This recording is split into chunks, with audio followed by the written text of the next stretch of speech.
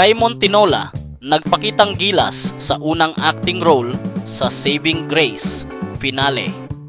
Nagmarka ang kauna-unahang acting appearance ng former PBB housemate na si Kai Montinola sa finale episode ng hit seryeng Saving Grace. Gumanap si Kai bilang ang dalagang Grace, isang karakter na naging mahalaga sa pagtatapos ng kwento.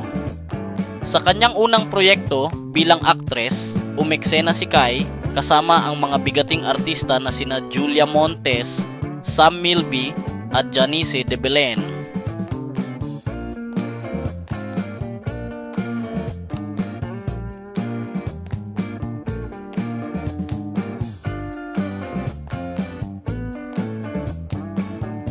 Ang chemistry at natural na pagganap ni Kai sa kanyang mga eksena ay agad napansin ng mga manunood na nagbigay ng bagong kulay sa finale ng serye.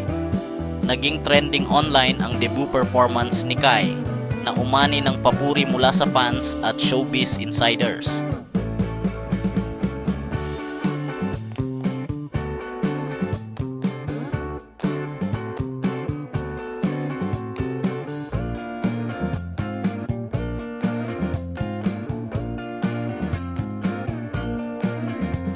Marami ang nagsasabi na may malayo pang mararating ang dating PBB housemate sa kanyang bagong career path. Patuloy na abangan kung ano pa ang susunod na hakbang ni Kai Montinola sa kanyang showbiz journey.